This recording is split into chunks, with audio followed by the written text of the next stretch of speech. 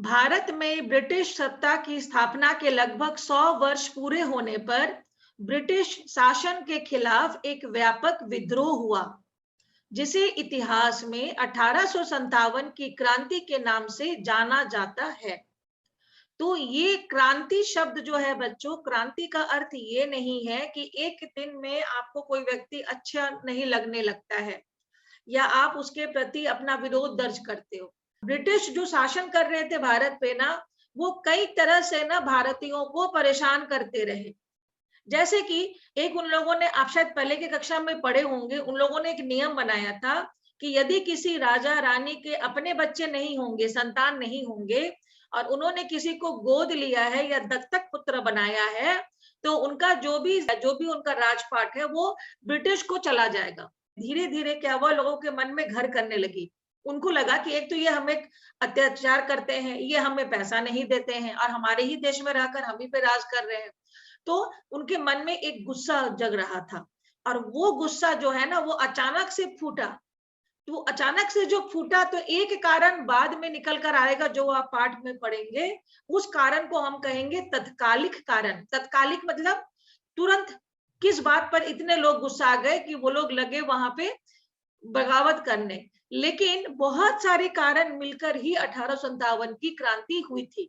तो ब्रिटिश 100 साल तक शासन कर चुके थे भारत पर और अचानक से सभी लोगों ने व्यापक हर मोड़ से विद्रोह किया और वो विद्रोह कहलाया सन 1857 की क्रांति। अंग्रेज भारत में व्यापार करने आए थे, लेकिन कालांतर में वे वहां के शासक बन गए। ये हम सब जानते हैं कि अंग्रेज भारत को सोने की चिड़िया की तरह देखते थे। अंग्रेज ही नहीं, जितने भी विदेशी थे, भारत में बहुत धन था। तो कभी पुर्तगाली लोग आ गए यहाँ पे, तो कभी अंग्रेज आ गए, कभी फ्रेंच लोग आ गए। सभी लोग ये कहकर अंदर आए ना, भारत में प्रवेश किए राजा के साथ में, ये कहकर कि हम व्यापार करेंगे, हम बिजनेस करेंगे आप लोग के साथ, और कुछ नहीं करना है। आपका सामान हम लोग खरीदेंगे, हम लोग जाके बाहर में बेचेंगे, आपको पैसा देंगे। लेकिन व्यापार के नाम पर इन लोगों ने क्या किया, अंग्रेज सबसे तेज निकले और वो क्या बन गए, हमारे देश के शासक। अब आप पिछले अध्यायों में यह पढ़ चुके हैं कि कैसे भारत में ये अंग्रेज शासन करना शुरू किए। जिस कंपनी के नाम से अंग्रेज यहाँ पर आए या ब्रिटिश आए, ब्रिटिश एक्चुअली हम कहेंगे, उस कंपनी का नाम था ईस्ट इंडिया कंपनी। उन लोगों ने एक कंपनी यहाँ स्थापित की कि भाई हम यहाँ पे व्यापार करेंगे, हमारा कंपनी का नाम क्या होगा। अब ये आप लोग दाग लगाइए कि ब्रिटिश जब भारत आए तो उन लोगों ने किस कंपनी के नाम से व्यापार शुरू किया। तो ईस्ट इंडिया कंपनी उन लोगों ने नाम दिया, लेकिन यह कंपनी व्यापारिक शोषण, यानी व्यापार में गलत काम करके अधिक पैसे कमाना, उसे कहते हैं व्यापारिक शोषण करना, बिजनेस में शोषण करना, एवं साम्राज्य विस्तार का कार्य कर रही थी। धीरे धीरे अपने पैर पसार रहे थे, अपने ब्रिटिश साम्राज्य को वो और धीरे धीरे फैला रहे थे। इसकी नीतियों से समाज का लगभग हर तबका प्रभावित हुआ था। ब्रिटिश सरकार की नीतियों के विरुद्ध भारतीय जनता के दिलों में संचित असंतोष एवं विदेशी सत्ता के प्रति घृणा के कारण जनता बगावत पर उतर आई।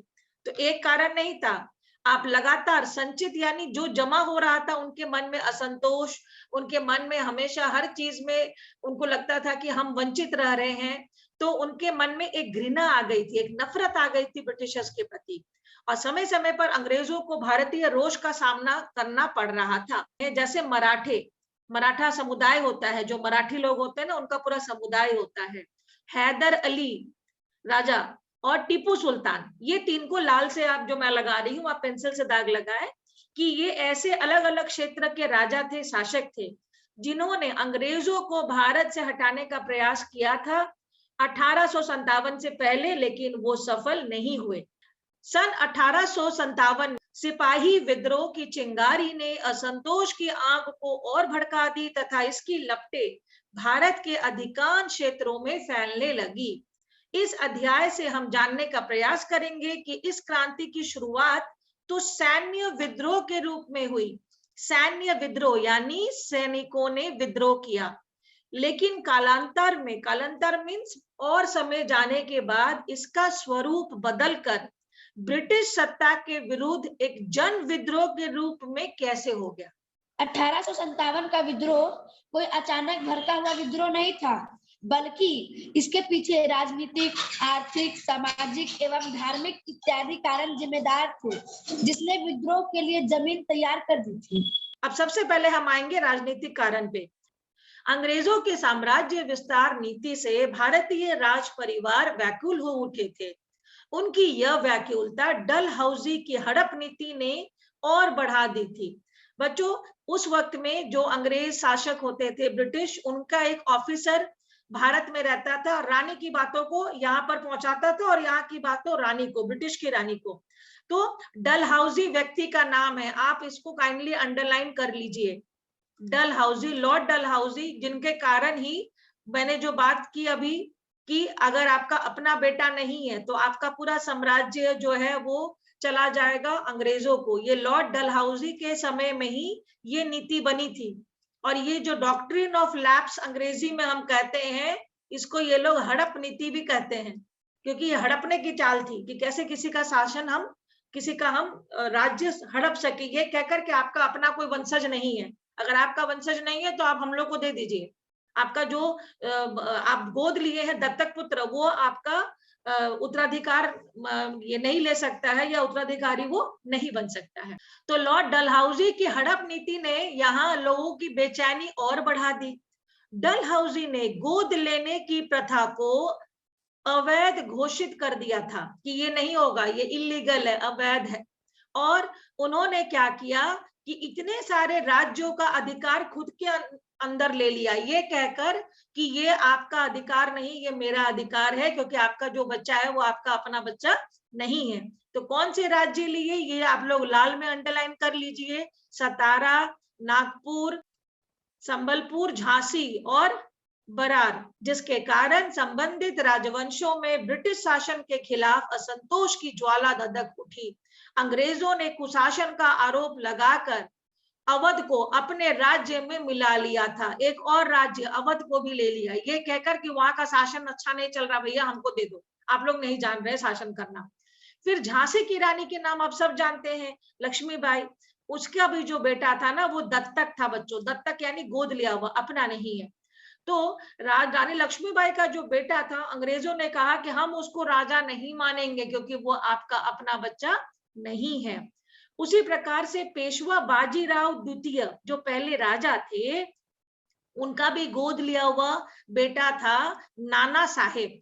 और नाना साहेब को ना, क्योंकि वो पेशवा बाजीराव द्वितीय के दत्तक पुत्र थे, गोद लिए थे, तो उनको समय समय पर कुछ पैसे मिलते थे पेंशन के रूप में। पेंशन आप सब जानते हो, बूढ़े होने के बाद में जो मिलता है, ताकि उनका काम नहीं कर पाते उस वक्त में बुजुर्ग लोग, तो कम से कम उनका कैसे घर चलेगा। तो पेंशन के नाम पर नाना साहेब को मिलता था, क्योंकि वो दत्तक पुत्र थे पेशवा बाजीराव के। लेकिन अंग्रेजों ने कहा कि अब दत्तक पुत्र को कोई अधिकार नहीं है, एकदम नहीं, भगाओ यहाँ से। और क्या किए कि उसका पेंशन बंद करवा दिए। उसके बाद में मुगल बादशाह बहादुर शाह जफर को भी अपमानित करने के लिए उनका नजराना बंद कर दिया गया। जो पहले दिल्ली के शासक थे बहादुर शाह जफर, उनको भी थोड़ा बहुत जो पैसा मिलता था, क्योंकि वो राजा रहे थे उस साम्राज्य के, उनको जो नजराना या थोड़ी बहुत पैसा बीच बीच में मिलती थी, वो भी कहा कि बंद करो, अब राजा नहीं है तो अब तुमको अलग से हम पैसे क्या देंगे।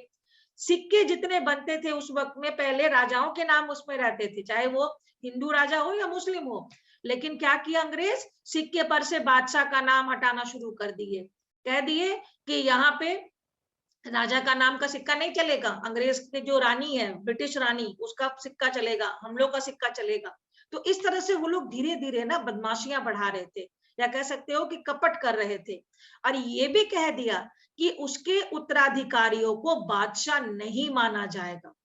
अब चूंकि मुगल बादशाह को भारतीय जनता का प्रतिनिधि माना जाता था, इसलिए उसके अपमान को भारतीय लोगों ने अपना अपना अपमान समझा और विद्रोह के भाव उभरने लगे। तो इन कार्रवाइयों से कमजोर हो चुके शासक परिवार परेशान हो गए, तथा अन्य शासकों में ये भय फैल गया कि उनके साथ भी अंग्रेज यही कर सकते हैं। है ना। कल अगर आज इनके साथ कर रहे हैं तो कल मेरे साथ भी किसी का नजराना बंद कर देंगे, किसी का पेंशन बंद कर देंगे, किसी का साम्राज्य ये कहकर ले लेंगे कि ये अच्छे से नहीं चला सकता है। तो इन कार्रवाइयों से कमजोर हो चुके शासक परिवार परेशान हो गए तथा अन्य शासकों में ये भय फैल गया कि उनके साथ अंग्रेज ये कर सकते हैं। इसके बाद डलहौजी ने फिर बदमाशी की और उसने क्या किया, 2 और नवाबों की उपाधि छीन ली कि अब आप नवाब नहीं रहेंगे अपने राज्य के। उन दोनों के नाम आप लोग दाग लगाइए। वो कौन कौन है यहाँ पे, तंजौर और कर्नाटक। डलहौजी ने किन नवाबों की उपाधियां जब्त कर ली, मतलब अब आप नवाब नहीं रहे, तो वहां पे आप क्या नाम देंगे, तंजौर और कर्नाटक, दोनों ही दक्षिण भारत के साम्राज्य थे। देशी राजाओं की सेनाओं को भंग कर दिया गया, जिस कारण सेना में शामिल लाखों लोग रातों रात बेरोजगार हो गए।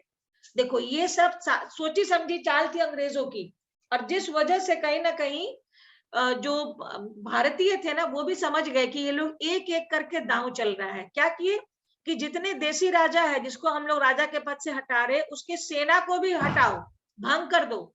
अब एक राजा के पास सोचो तो कितने ही सेना में लोग थे, 10,000 20,000 लोग थे। अगर तुम एक साथ इतने लोगों को बेरोजगार कर दोगे तो वो कहाँ जाएंगे, क्या खाएंगे बेचारे। तो जिस कारण सेना में शामिल लाखों लोग, हर एक राजा को सोचो अगर सब सिपाही जोड़ोगे तो लाख लाख में ऐसे थे जो रातों रात बेरोजगार हो गए, और ये लोग बदला लेने के लिए आतुर थे।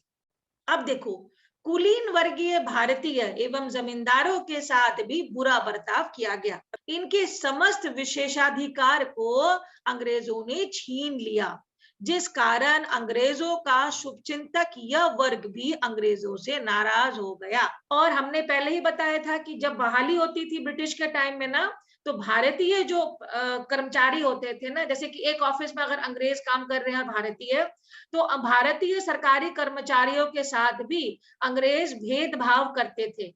उनको वो कहीं ना कहीं माने अपने से छोटा समझते थे, तो ऑफिस में भी उनके साथ में अच्छा व्यवहार नहीं होता था। तो इसके कारण भी उन्होंने भी विद्रोह में सक्रिय रूप से भाग लिया। अब आ जाते हैं सामाजिक और धार्मिक कारण पे। ईस्ट इंडिया कंपनी की बात यहाँ की जा रही है, इसलिए कंपनी लिख रहा है। कंपनी सरकार ने समाज सुधार के अनेक काम प्रारंभ किए। मैंने आपको पहले ही बताया, सती प्रथा पहले हमारे समाज में थी कि पति मरेगा तो पत्नी को भी मरना होगा जल के। ये उन लोगों ने कहा नहीं करवाएंगे।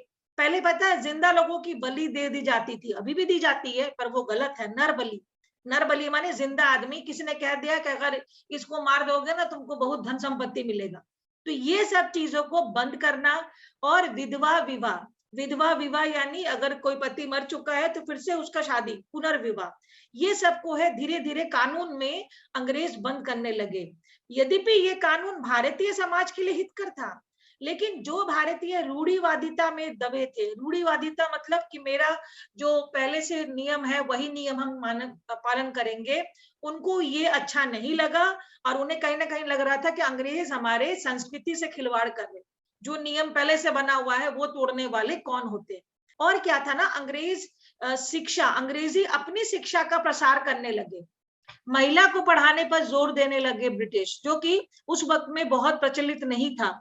तो ये भी उनको गुस्सा लगने लगा कि अगर महिलाएं पढ़ लेंगी तो वो हमारे कंट्रोल के बाहर हो जाएंगी। ऐसा लोग पहले सोचते थे कि पढ़ लेगी घर की औरत तो घर में चूल्हा चौकी नहीं करेगी और वो बाहर चली जाएगी, जबकि ऐसा नहीं है, वो दोनों ही काम करती है, घर का भी काम बाहर का भी काम। फिर रेल में जो था कि वो जो बहाली हो, या रेल के डब्बे में जैसे मैंने कहा कि नीचे में पंडित जी बैठेंगे, ऊपर में दूसरे जात के लोग बैठेंगे, तो ये सब चीज भी उनको बुरा लगने लगा। डाक में भी हर तरह की व्यवस्था में उनकी ये आशंका और बढ़ती गई। अब यहाँ देखो, 1856 ईस्वी में एक विधेयक पारित हुआ, एक बिल पारित हुआ, उनकी आशंका और बढ़ गई, बल मिल गया माने, और वो उनको ये डर था कि अब ब्रिटिश हमारे देश के नियम कानून को बदलने में लगे हैं। अभी तक तो ये लोग खाली व्यापार कर रहे थे, अब ये लोग कहीं ना कहीं नियम कानून भी बदल रहे हैं, अपने देश के हिसाब से हमें विदेशी बना रहे। तो ये विधेयक क्या था बच्चों, ये लाल लाइन में खींच लो कि इन लोगों ने नया कानून क्या लागू करने का सोचा। इस विधेयक, एक विधेयक आगे चलकर कानून बन जाता है। इस विधेयक के अनुसार ईसाई धर्म स्वीकार करने वाले व्यक्ति को अपनी पैतृक संपत्ति का हकदार माना जाएगा।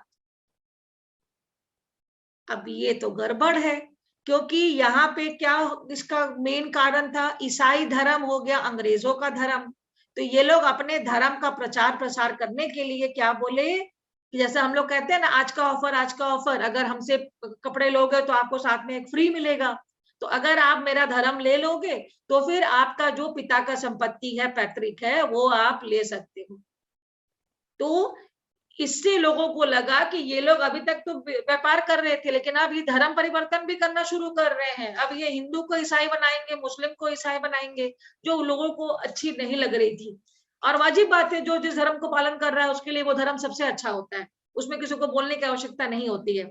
अब ऐसे समय में भारतीय सभ्यता, संस्कृति, भाषा एवं साहित्य के विकास के क्षेत्र में कंपनी द्वारा कोई प्रयास नहीं किए जाने से भारतीय बौद्धिक वर्ग भी कंपनी से नाराज हो गया। अब देखो तीसरी बात जो यहाँ पे आ रही है ना, कि भारत के जो लोग थे उनमें भी बहुत अच्छे अच्छे लेखक थे, बहुत अच्छे अच्छे कवि थे, वो अपनी भाषा में लिखते थे। लेकिन अंग्रेज क्या करने लगे ना, कि उनकी सभ्यता, संस्कृति या भाषा वाले जो किताब है ना, वो कम छापने लगे। वो अपने ही अंग्रेज के जो शासन के जो किताबें हैं अंग्रेजी में लिखवाते थे, उनसे वो सब ज्यादा छापते थे। तो इससे जो भारत के जो बौद्धिक वर्ग थे, इंटेलेक्चुअल ग्रुप, जिनकी सोच बहुत ऊंची थी, जो कि देश को कहीं ना कहीं अंग्रेजों के शासन से मुक्त करवा सकते थे अपनी सोच से, उनको ये बुरा लगा। अंग्रेज अपनी नीति के अनुसार अधिकांश भारतीयों को ईसाई बनाकर भारत में अपने साम्राज्य को सुदृढ़ करना चाहते थे। तो अंग्रेजों की नीति में ये महत्वपूर्ण है, इसको लाल दाग से लगा लो कि ईसाई धर्म स्वीकार करवाने का क्या मकसद था, अगर कोई पूछे, क्योंकि वह अपने नीति के अनुसार अधिकांश भारतीयों को ईसाई बनाकर भारत में अपने साम्राज्य को मजबूत करना चाहते थे, सुदृढ़ यानी मजबूत। इसी कारण से उन्होंने क्या कहा कि ईसाई धर्म अगर अपनाओगे तो ना ही से संपत्ति मिलेगी, तुम्हें नौकरी मिलेगी, सरकारी नौकरी, तुम्हें ऊंचे पद मिलेंगे, तुम्हें अनेक सुविधाएं प्रदान कर मिलेंगी। और अंग्रेजों की इस नीति से हिंदू एवं मुसलमानों में कंपनी के प्रति घृणा भर दी थी कि ये लोग तो हमारे धर्म से हटाकर दूसरे धर्म में ये लोग अपने ताबड़तोड़ जबरदस्ती करवा रहे हैं, अपने मन से नहीं, ताबड़तोड़ खुद से। तो जब विद्रोह की शुरुआत हुई तो सभी नाराज लोग एकजुट हो गए। अंग्रेज अधिकारी भारतीयों के प्रति तिरस्कारपूर्ण दृष्टिकोण रखते थे एवं उनसे अपमानजनक व्यवहार करते थे। अंग्रेज जाति की उच्चता में विश्वास रखते थे एवं काले लोगों को घृणा की दृष्टि से देखते थे, यानी चमड़े के आधार पर भी कहीं ना कहीं भेदभाव होती थी। सिर्फ यही नहीं, मैं यहीं पे आज की क्लास को रोक रही हूँ।